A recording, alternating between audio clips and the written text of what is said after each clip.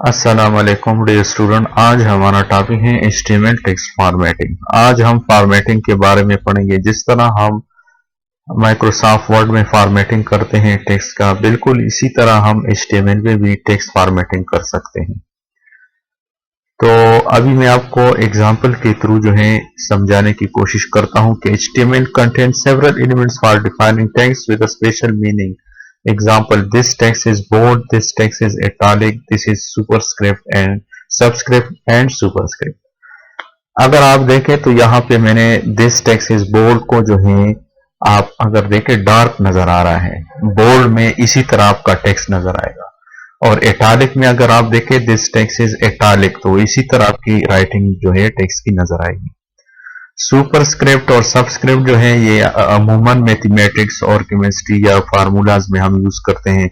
कुछ टेक्स्ट हमारे पास ऐसा होता है कि उसको हम नॉर्मल से थोड़ा नीचे लिखते हैं, और कुछ ऐसा होता है कि उसको ऊपर लिखते हैं। जो नीचे लिखा जाता है नॉर्मल से, उसको सबस्क्रिप्ट में लिखा जाता है, और जो नॉर्मल से थोड़ा हम ऊपर लिखते हैं तो उसको सुपरस्क्रिप्ट में लिखा जाता है। अभी आगे एग्जाम्पल में आप समझ जाएंगे किस तरह हम जो है फॉर्मेटिंग करते हैं HTML में। HTML फॉर्मेटिंग एलिमेंट्स में हमारे पास आता है, formatting elements were designed to display special types of text.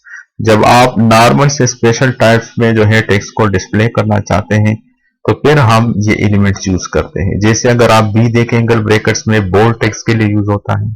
Strong आप देखें तो इंपॉर्टेंट टेक्स्ट, जो आपके पास अहम टेक्स्ट होता है, जो जरूरी होता है, उसको आप स्ट्रांग टैग में लिखते हैं।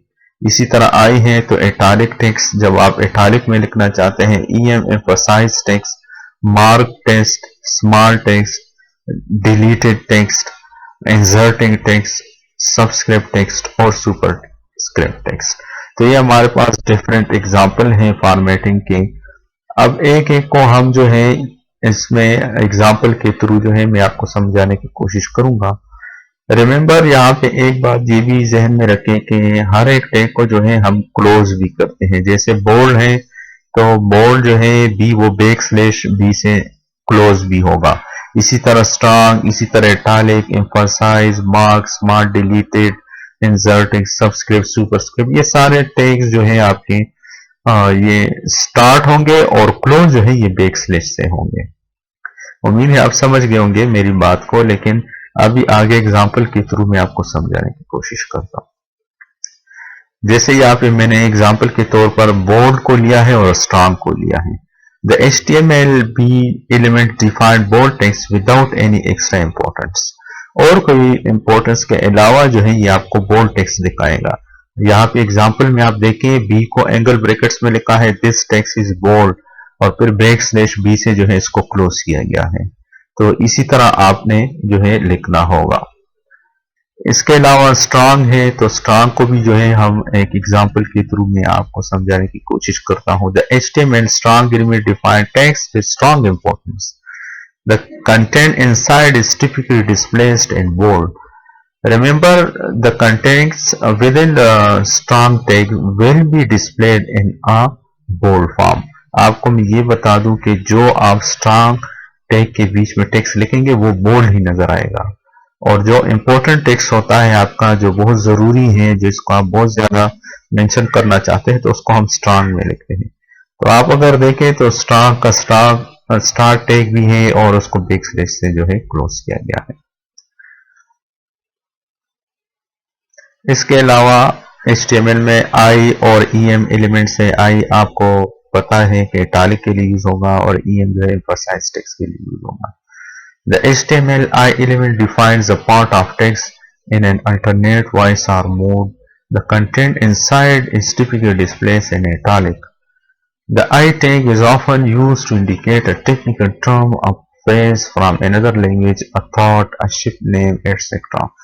Remember, I या italic जो है इसको तब आप यूज करते हैं जब आप किसी सेंटेंस को या किसी पैराग्राफ को और किसी और लैंग्वेज में जो है आप दिखाना चाहते हैं, या कोई सोच है, जो इंपॉर्टेंट सोच है, या कोई नेम है शिप का, जैसे उसको जब आप शो करना चाहते हैं, जब नॉर्मल टेक्स्ट से आप जो है किसी चीज को मुनफरिद शो करना चाहते हैं, तो उसको फिर हम इटैलिक में लिखते हैं आई टैग में।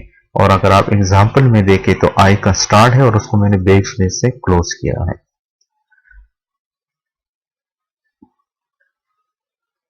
इसके अलावा आपको EM टेक्स्ट के बारे में मैंने कहा था, the HTML EM element define emphasize text the content inside to be displayed in italic। Remember EM tag में जो आपका सेंटेंस होगा, वर्ड्स होंगे, तो वो इटालिक फॉर्मेट में आएंगे।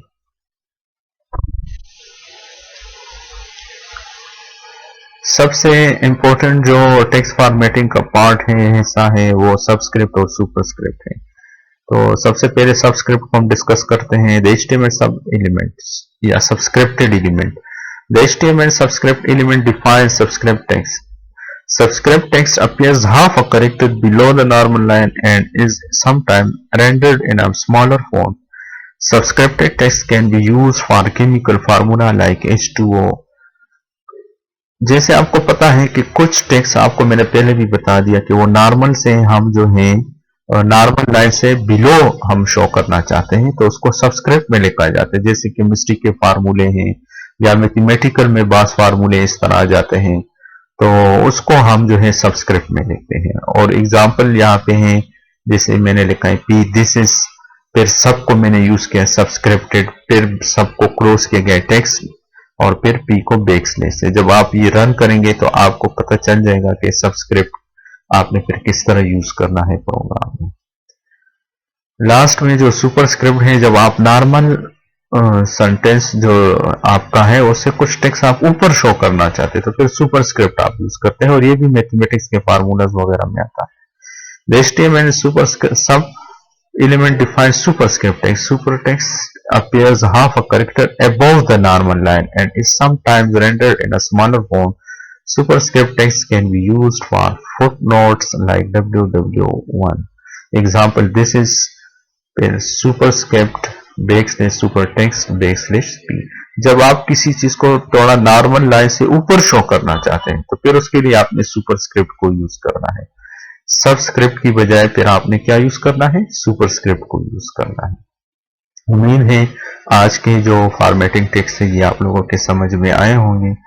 अगर कोई क्वेश्चन है तो आप मुझे ईमेल या व्हाट्सएप के जरिए रब्ता कर सकते हैं। अगर अभी तक आपने मेरा चैनल लाइक नहीं किया, शेयर नहीं किया और सब्सक्राइब नहीं किया तो बराए मेहरबानी मेरा चैनल जो है उसको लाइक करें, शेयर करें और सब्सक्राइब करें। अल्लाह हाफिज।